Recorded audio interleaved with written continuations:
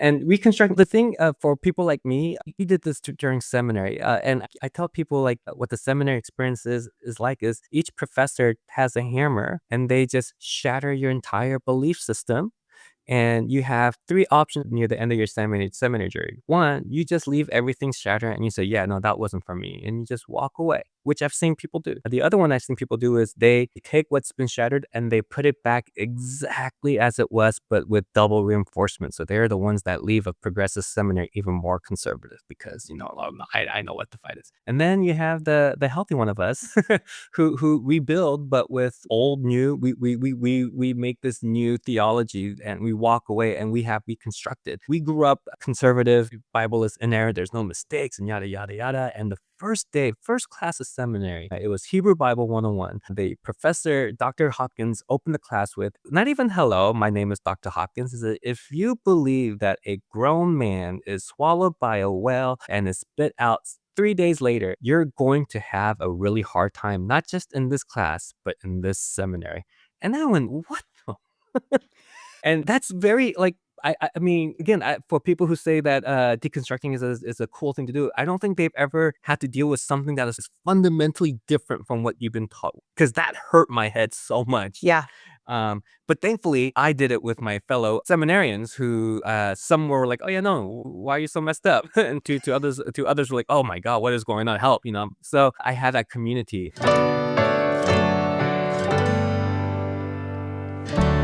Hi, friends. So, why do you think Reverend Joseph Yu has over 100,000 followers on Instagram, even more on TikTok, and has had millions of views on his content?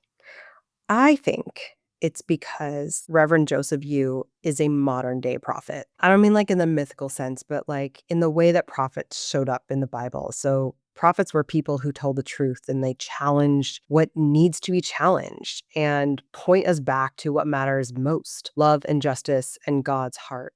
Joe sees people, he's lived in so many worlds, so conservative Christian culture, progressive Christian culture, Korean culture, American culture, priesthood, pop culture. Like he just knows what it's like not to fit into this box. I just love the way that he's so deeply empathetic and relatable and fun and funny and interesting and so wise. So if you've ever had questions like, can Adam and Eve be symbolic? This episode is for you. He's going to help do a little bit of deconstructing, some reconstructing, a little bit of therapy. He's going to walk you through why it's important to be angry sometimes, but not to stay angry. He's going to talk about the differences between grace and mercy. If you're interested in going back to church, he talks about how to be careful and slow, and he walks us through how to do that. If you were taught that certainty is really important in faith, that meant that you were on fire for God. I just want you to know that God can handle it, and you are safe to wonder, and you are not alone. And God will be there through the whole thing. There's nothing he can't handle. So stick around till the end, because Reverend Joseph Yu offers a beautiful prayer for you. Let's get into it. There's beauty in unraveling, safety in the questioning. Home is where you're wandering. You're right where you're supposed to be. You're right where you're supposed to be.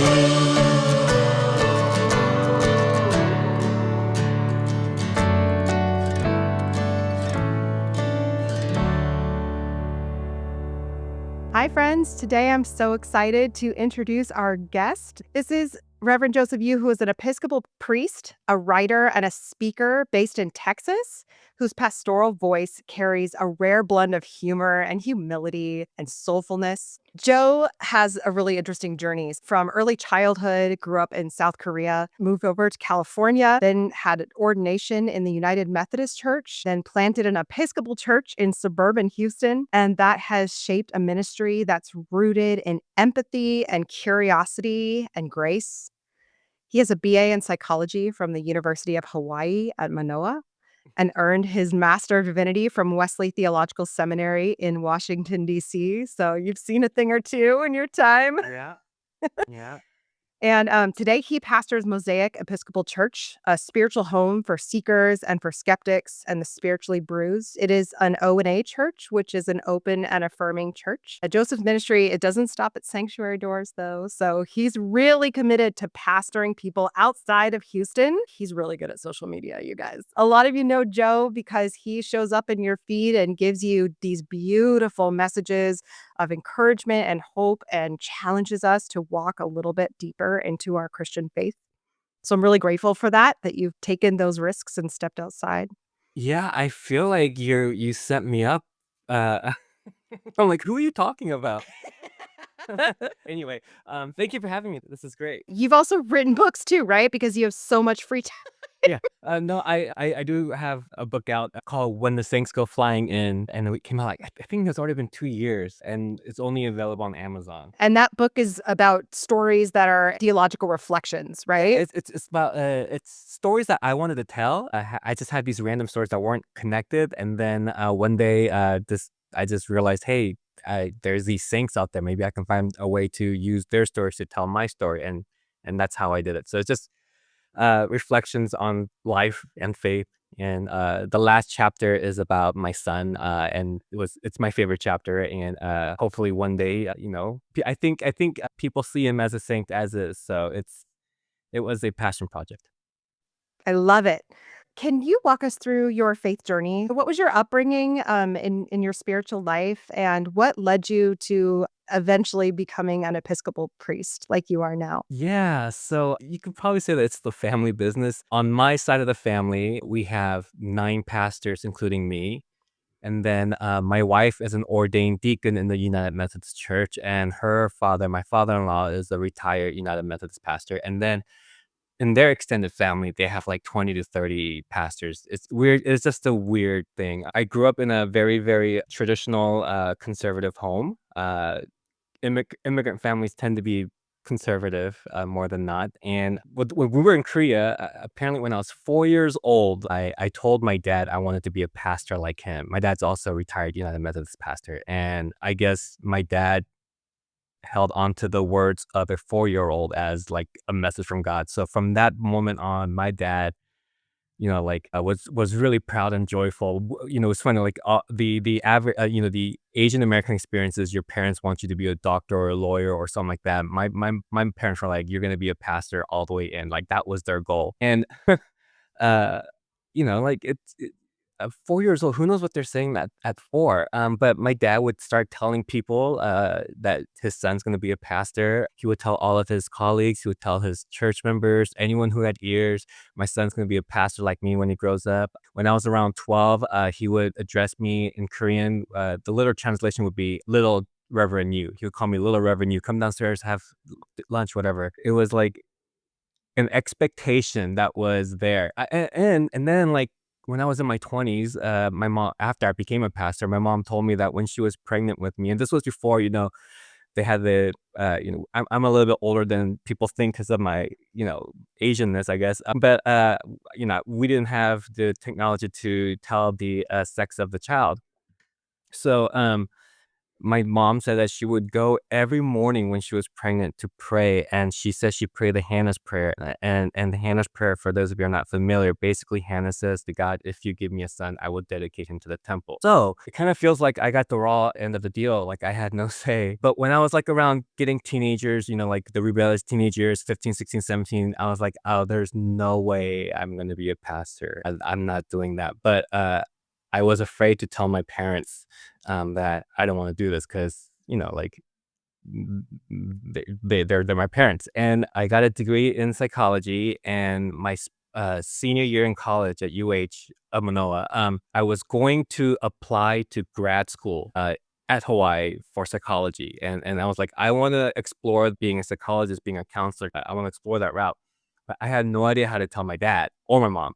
So my plan was apply, get in, and when I got in, I would tell my dad, "Hey, I'm not saying no to ministry, but I'm saying I want to explore this route first." And I had everything ready and tell my parents this change of career, but my dad one day called me and said that I need to go to Chicago for this conference that the United Methodist Church does. It's called Exploration, and it's for young people who are exploring the call into ministry. And it happened to be on the weekend of my 23rd birthday. And I said, I'm not going. It's my birthday. And my dad said, oh, yeah, I know. Happy birthday. You're going. Oh, man. And like the funny thing is every time I tell my non-Asian friends, like particularly my white friends, this Mhm. story, they're always like, "Dude, you're 23. Why didn't you say no?" I'm like, "It doesn't matter how old you are." Like I'm 44 right now, and I got one big tattoo on my shoulder. This my parents hasn't seen this one yet. They've seen all the small ones, but they haven't seen the big one yet. And every time I go to the house, I wear an extra longer sleeve so that I don't reveal like I am still obviously living in some sort of fear of my parents, even at the age of 44. So there was no way at the age of 23 I was going to say no. When I went to that conference, it just like people, like it just made sense. There was no like voice, there was no nothing. There was just this like clarity of what my next step was, and what I felt that it was telling me was my next step was seminary, not grad school in psychology. And so I said, okay, well, just because I go to seminary doesn't mean I'll be a pastor, but I think I'll go to seminary. And then once I got into seminary and I started learning all these things, and then I also worked at another Korean church at the same time, a really big Korean church at the same time. Understanding my call, I was deconstructing as well as reconstructing as well as teaching and preaching to junior hires, and then I met my wife. It was a lot of things happening, but that's when I knew that this was what I was called to do. This wasn't something that I was trying to do to appease my family, not trying to do something that was gonna like person finally understood that this was my call. And like my wife and I are both the outliers of our family when it comes to theology. We're the weird blue ones that everyone's welcome, and they're like, no. um, and so that's how I went into ministry. And then fast forward, about 2 decades later, 2019. The bishop of the Texas Annual Conference in the United Methodist Church was trying to send me to a place in East Texas that I was certain would not be beneficial to my son and to my family. My son is on the autism spectrum, and I had said no to the appointment, and that led to a bigger mess. And I was looking to be out of a job come July 1st, 2019, and therefore losing all of my benefits and all that stuff and health plan and all that stuff, healthcare. And when things were looking really, really rough, a friend that I met in 2017 on a random breakfast gathering, he reached out to me, and I knew he worked for the Episcopal Diocese of Texas. I didn't know he was the church planter person of the diocese.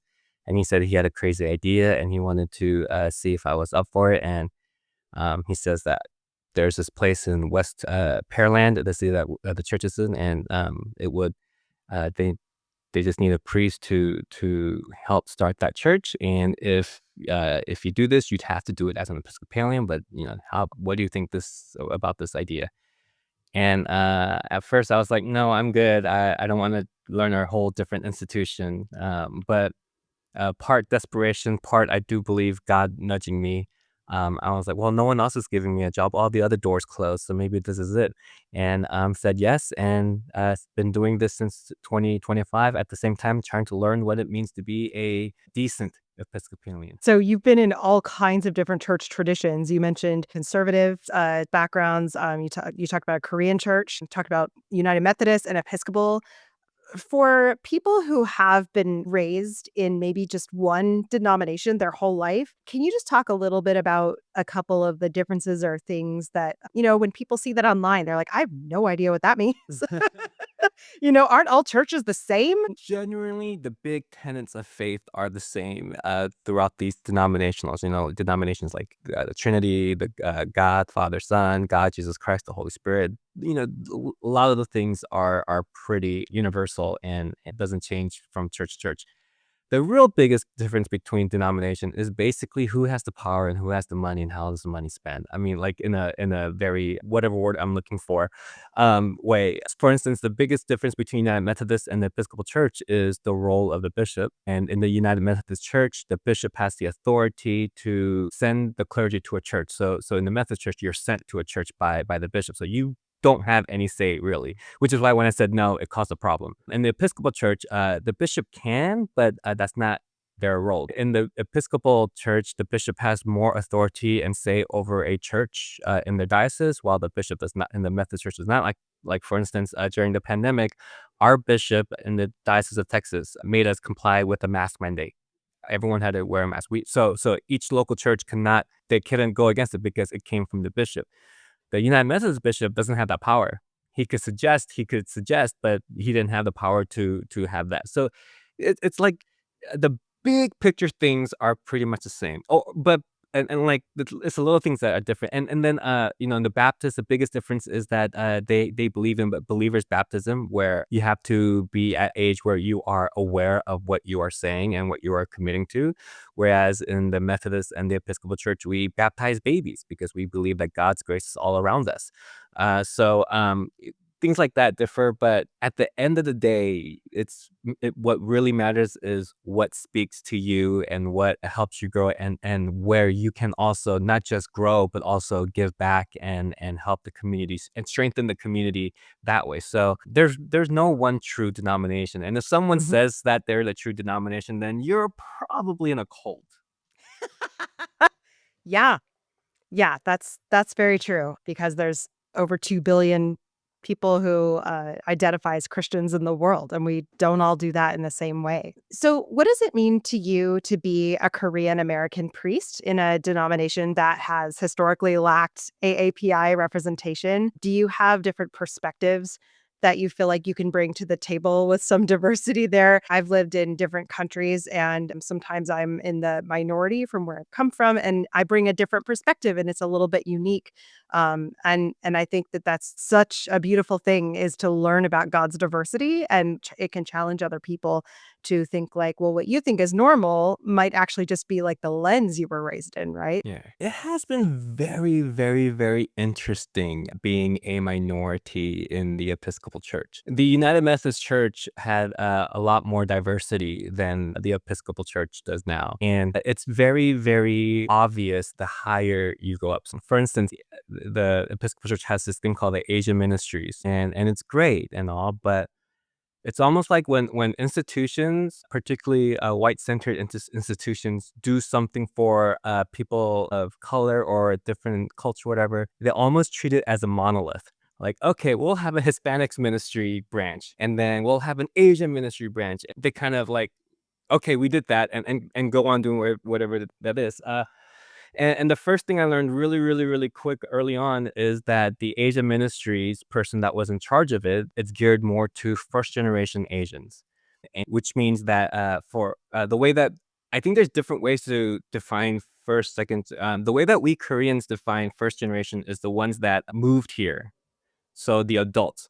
We have what's called 1.5 generation, which is people like me, but I'm more close to second generation. But basically, kids who lived like up to 13 and in Korea and then moved with their parents to America, so they have a good grasp of both cultures. And then the second generations are the Koreans that are born in the States. So the thing about especially and it's safe to speak for all East Asian immigrant religious spaces, but you have first generation, you have the second generation, you have the generation in between.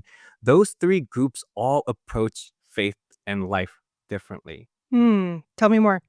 um, the first generation is about survival. They left their hometown, they left their motherland, and they're coming here, and they just want to make sure they survive. That's why the immigrants are often stereotyped of being hard workers. They need to survive because they're Mhm. in a whole total foreign land with foreign languages. The second generation, people like me, we grew up asking, "Who the heck am I?" Because most of my life I felt like I lived in this in between spaces of well, I'm not Korean enough to be Korean, and I'm not white enough to be white or American. So you're always like navigating in this in between spaces. And so like a first generation Korean church is completely different than a second generation church. To try to treat them all the same, it's not gonna work. And they have a different view, different humor, different things. So I have this tendency to bump heads with the heads of the institution. I honestly try sometimes not to. It just happens here and there. So when I left the Methodist church and was joining the Episcopal church, my wife said, "Hey, please, please keep your head down. Like, don't be you." don't be that side of you. And I was like, you know what? I'm not gonna cause trouble. But my first Asian American clergy gathering in the Episcopal Church during happy hour, as you know, people were the event was winding down for the night, and we're all just gathered and talking. Someone mentioned that Asian American ministry is they've been commissioned to create a hymnal book, a psalm book that represents Asian cultures, and it was going to be part of the official Episcopal Church hymnal thing.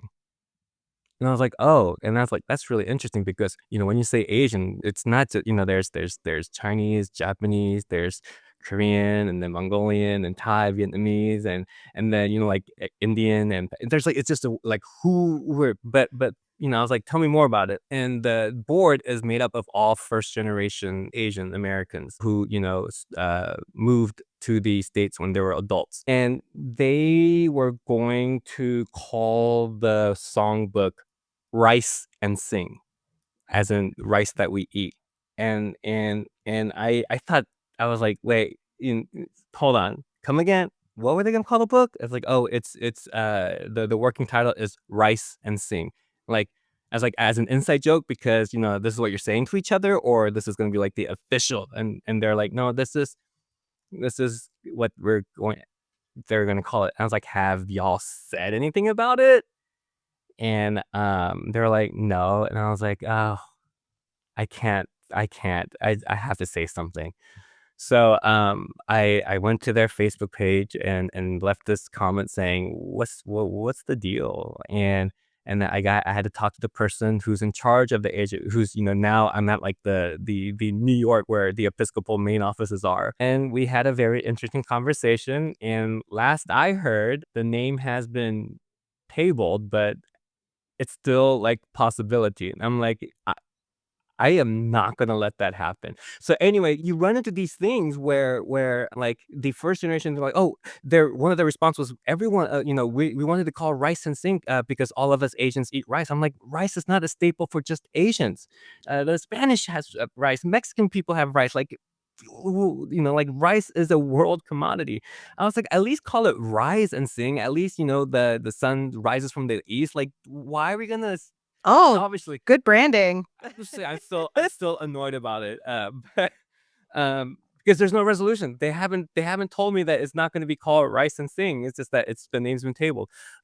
Anyway, there's all these different things that when you treat it the same, someone's going to fall through the cracks, and so, you know, it's exhausting. It's exhausting work because, like, a couple of my Asian American clergy, we look at this and we're like, all of our lives we had to, like, explain, and now professionally, we have to go again and, like, do this work. Like, is it worth it? Is it necessary? I have all but given up on the national Asian groups and trying to connect with the handful of us on a different level because Asia America's ministry it's necessary right now. It's not helpful to what I'm doing and to who I am. And the other thing is Asian Americans often experience cross cultural. Mainly because there's not that many Asian churches, so you have a lot of Asian American clergy serving white churches. But Asian American ministries only really dealt with the clergy who are serving their own community that speak the same language. So again, it's like, okay, that's a whole different world than what we're experiencing and whatnot. So I resent the monolithic view of complexity when it comes to culture. And here we are, the Episcopal Church doing the exact thing that I'm just like, oh man. Yeah, I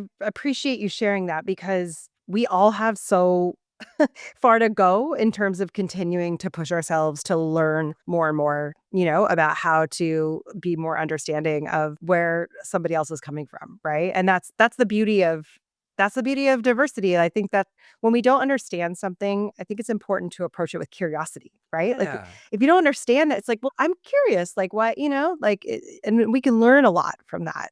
But the church's MO has been to cast fear on the unknown, unfortunately. And I mean, looking back at my youth pastors and the Sunday school teachers I had, which, you know, they all work for my dad's church, but it was always fear-based looking back, you Yes. know, like Yeah. gotta save my family because if I'm gonna go Yes. to hell, oh, I gotta save my friends if I want to spend eternity with them. It's like all fear-based. I'm like, Yeah. wow. No wonder the church is shrinking. My thing has always been the way that you get people to church is what you have to do to keep them there. So if you scare people in church, you have to keep them scared. Otherwise, they're going to go there. If you entertain people to church, you're going to have to keep them entertained. If you guilt people into church, you got to keep them guilty. Otherwise, once they stop feeling guilty, they'll leave. Once they stop being entertained, they'll find something else. So, like, I mean, we've witnessed and even know how powerful of a tool fear is. And so I think we latched onto that. We still do as a church, use fear, which is very, very ironic and the antithesis of who God is.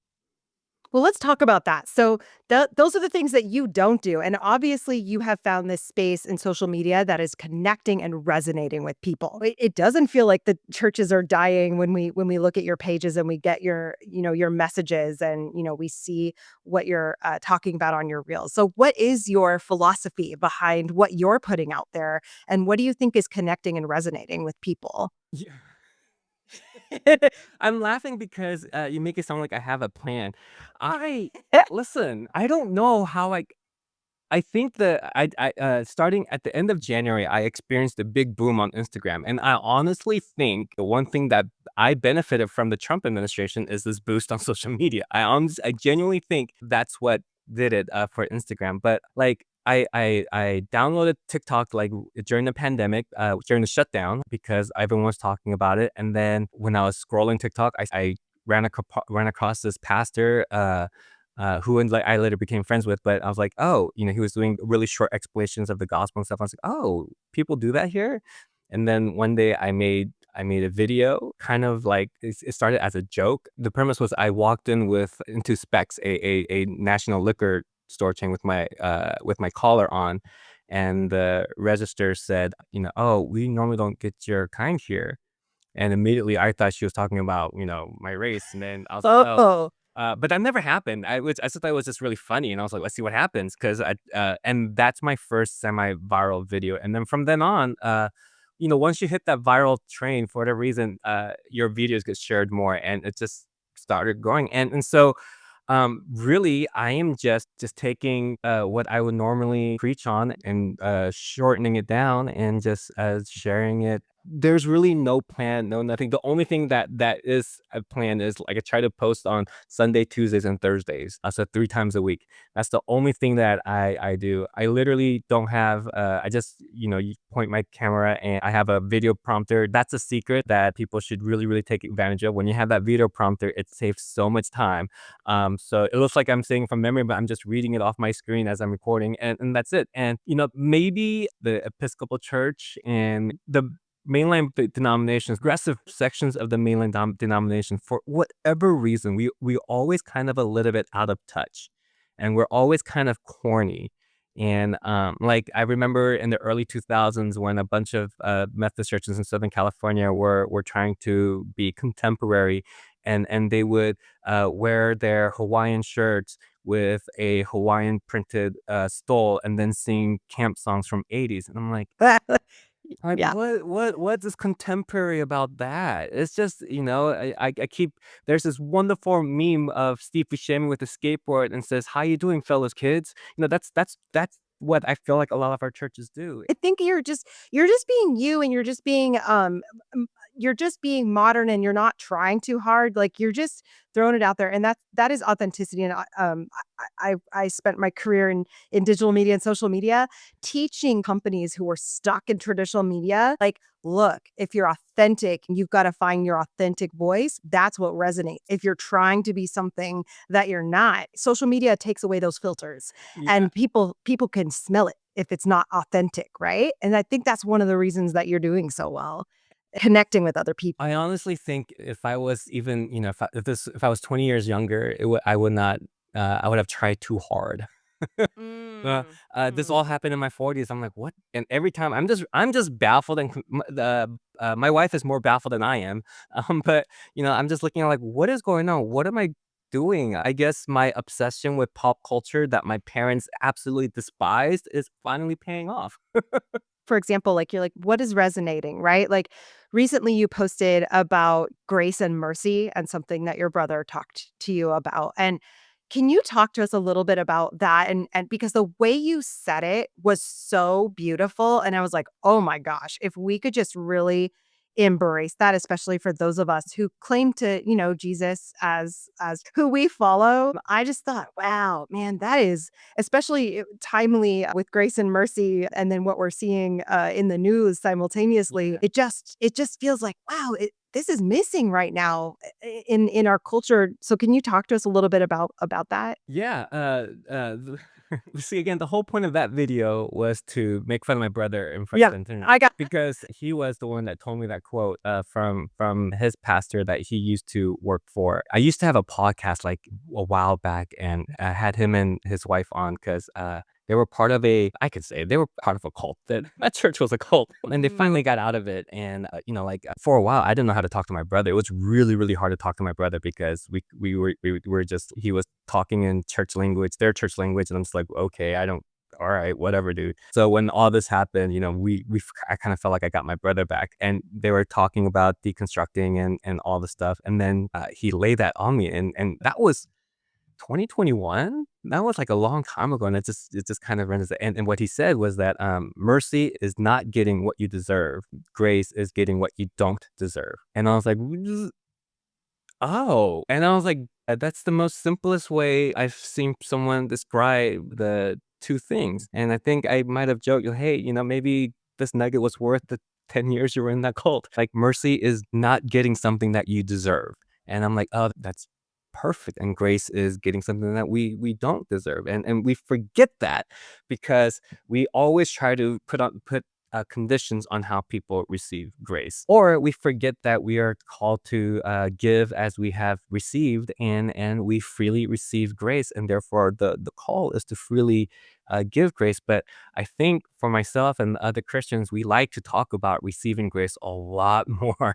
Well, actually, we probably like to talk about giving grace, but we don't practice it nearly as much. But yeah, that's really the purpose of it, was to call my brother an idiot online and in front of thousands of people, and then he was trolling my comment sections, leaving me a bunch of insults, and that's, I guess, our brotherly love. Totally. It sounds very familiar. Sibling love. So, you've mentioned deconstructing a few times, and I'm still not sure what I feel about the word deconstructing, but for the purposes of our conversation, it's about, I think, a lot of us who grew up maybe more conservative in rigid structures, right? Of fundamentalism, of like the Bible is 100% literal or it's completely not true, right? Like, I think we could even start with that. Is that a definition you would start to agree on, maybe, about deconstruction? Yeah, Yeah. I mean, for me, deconstruction is when you're finally allowed to ask questions. A lot of those places where we come away with the Bible is inerrant, the earth is only 6,000 years old, and that stuff, those stuff continue to remain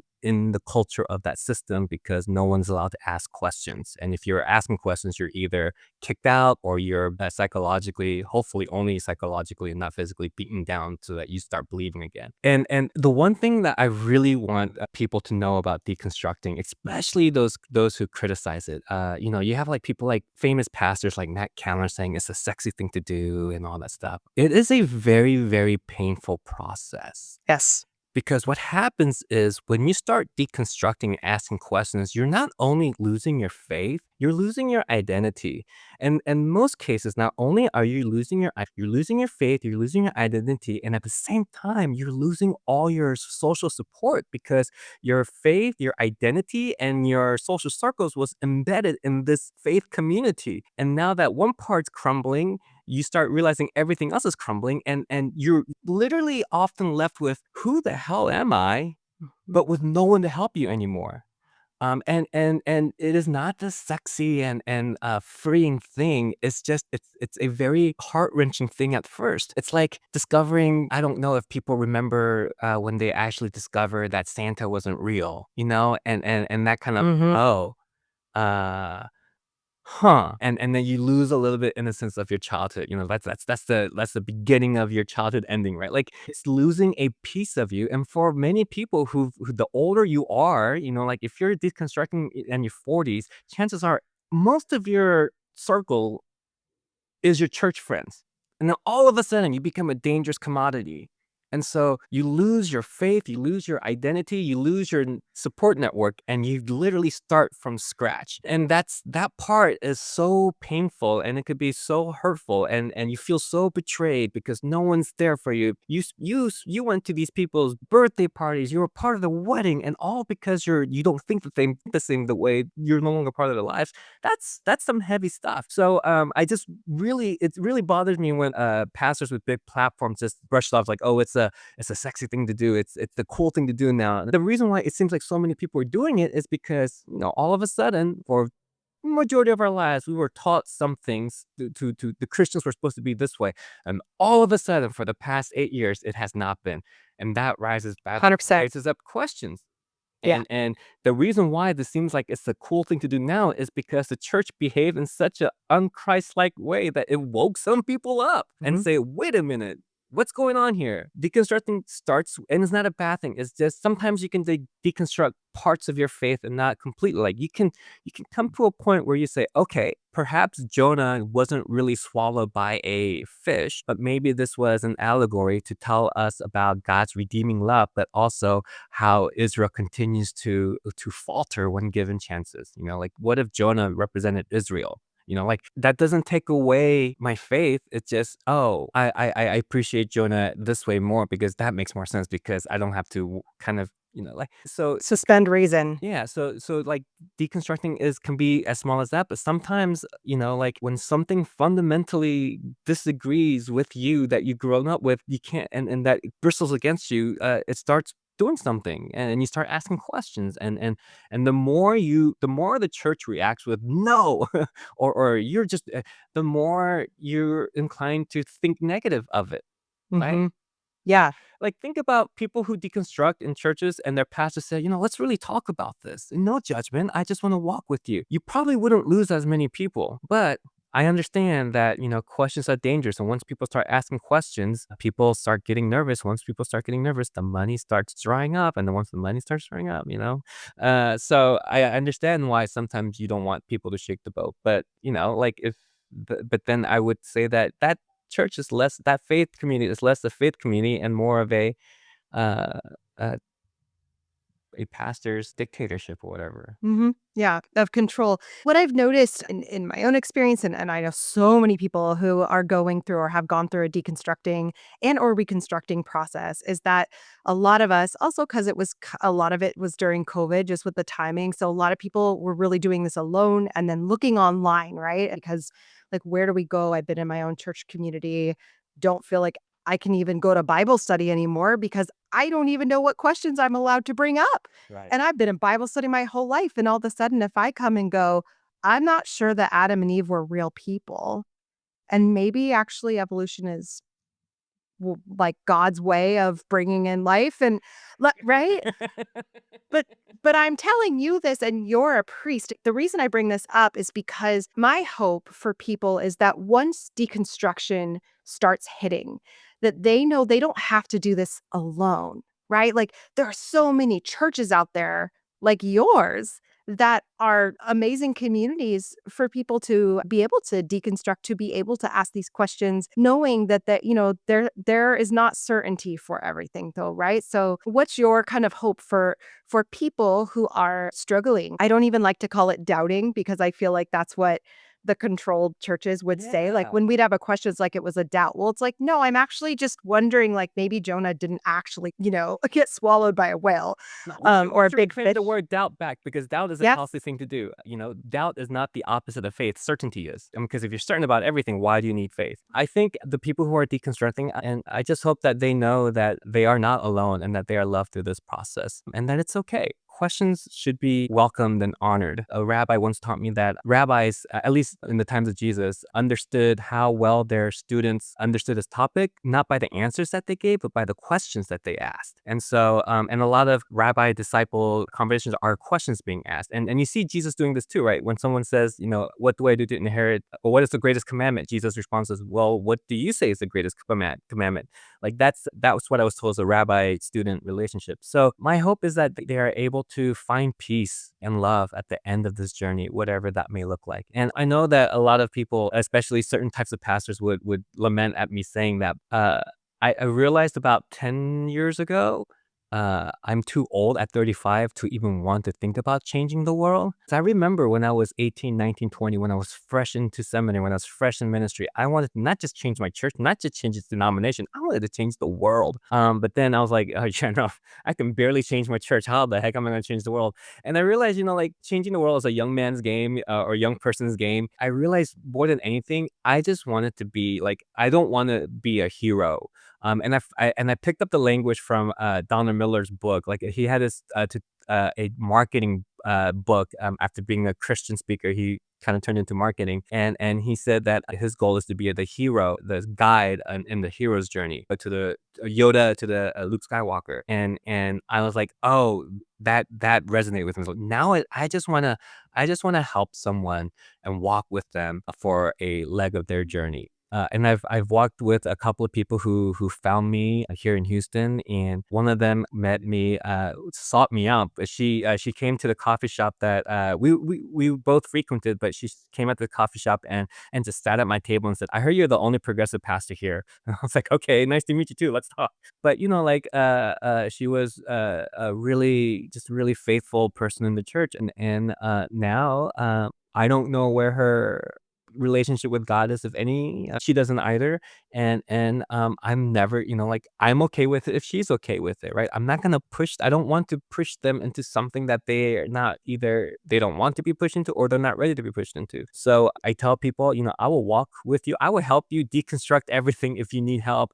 And I will also help you reconstruct everything if you need help. But I am here for the ride with you, and you are in charge. I am not going to make you say the sinner's prayer and accept Jesus into your heart after this is done. I'm just really honored to be part of this sacred journey that you're on, and that you let me be part of it. And I genuinely mean that. So there are people like us who will walk with you in your deconstructing process. And I stole this from Andy Stanley, but I truly believe that everybody matters to God, even if God doesn't matter to them. And I will let people know, whether you believe this or not, I believe that you are loved by God. And even if God doesn't exist in your world anymore, then the universe, the energy, there is this energy that is for you. And Yeah. and you can call it whatever you want, but I hope you will let me call it God without you being all funny about it.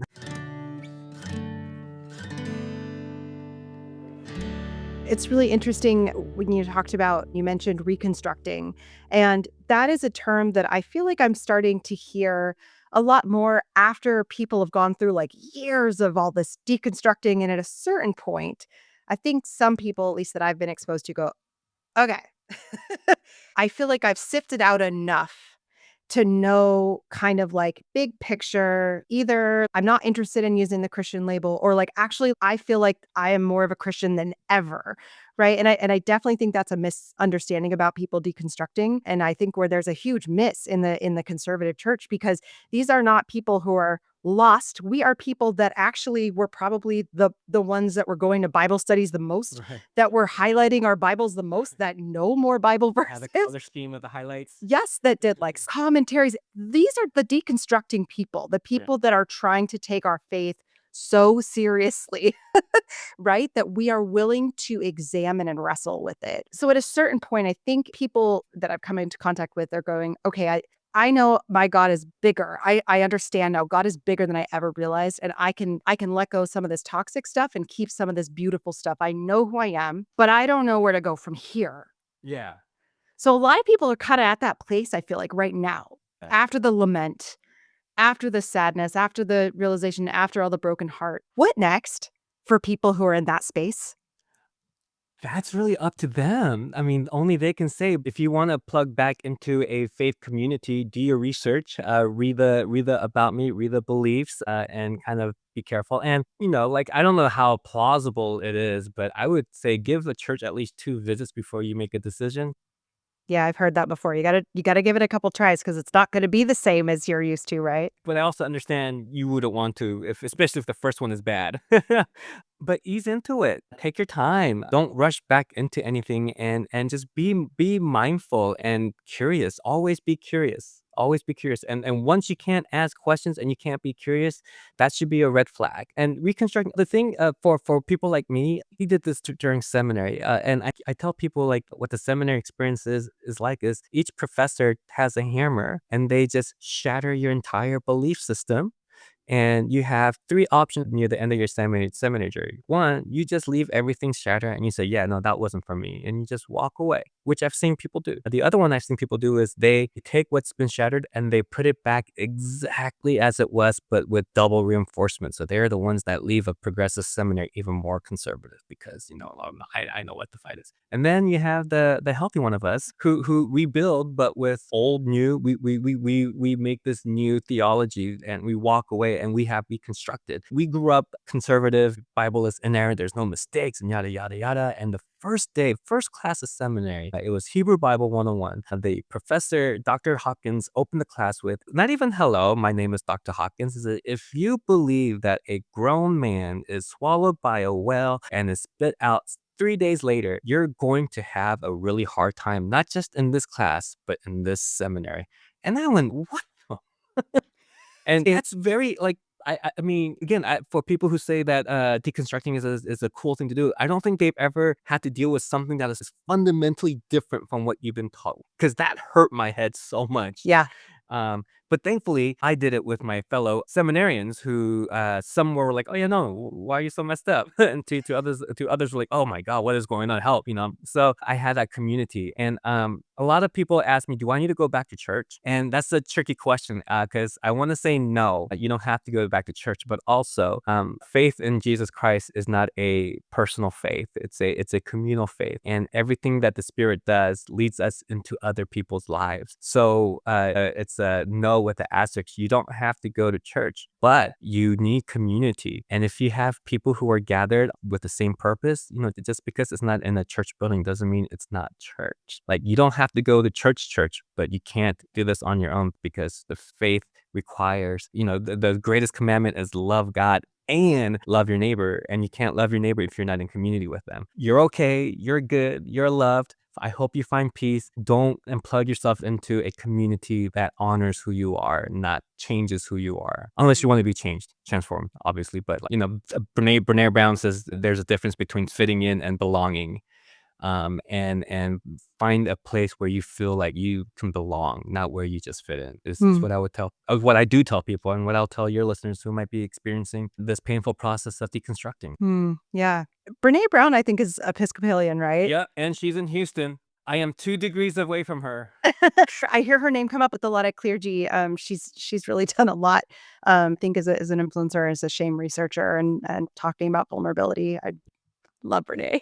Thanks, Brene. What gives you hope for the future of Christianity, although it's not a monolith, but Yeah. still for Christians? Where do you hope we are as a people in the next phase of world history? Maybe if this brand of nationalistic evangelicalism dies, I'd be thrilled because you can't have a resurrection without death. And I feel like if this toxic part of the Christian tree branch dies, it could be replaced by something that's healthier. The hope that I see is not in the institutions and not in the churches per se, but the people who really get it. You meet these people who, and I don't mean just Christians. I mean, I've met atheist people who behave more Christian than Christians. I hope that people lean into goodness and love more than they do into fear. And I really hope that the great thing about the church is there's always seems to be this cycle in churches too. When Christianity became the official religion of the empire, that's when we get the beautiful writings of the desert fathers who escaped the empire and lived out in the deserts and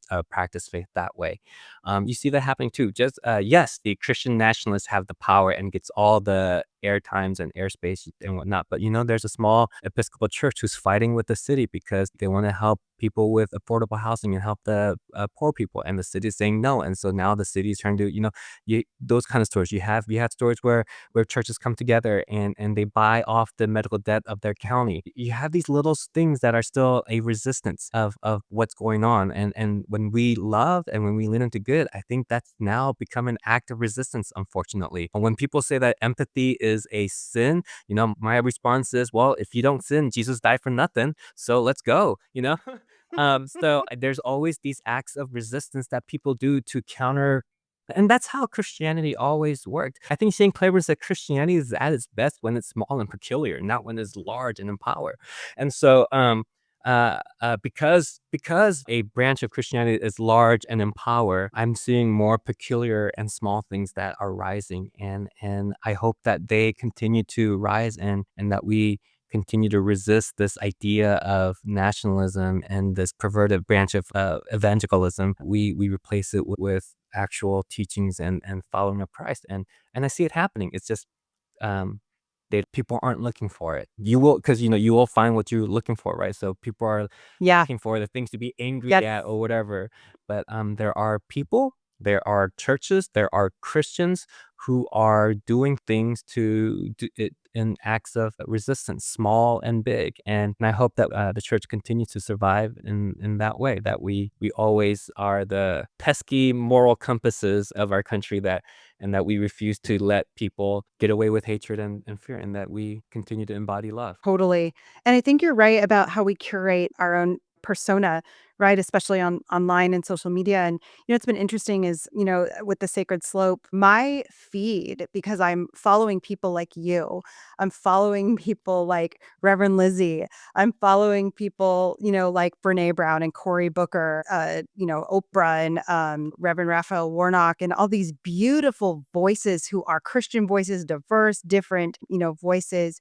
My feed is generally, it can't all be, but it's generally it's beautiful, and it makes you, if you're feeling angry or lonely or depressed, I suggest doing just a regular audit of your social media feed and just doing the spring cleaning and just go, it might be like what I'm allowing myself to be exposed to. And there's a lot of beauty out there if you look for it Yeah. online. And also would say, what, it's okay to be angry. It's okay to be all those things, but don't stay angry.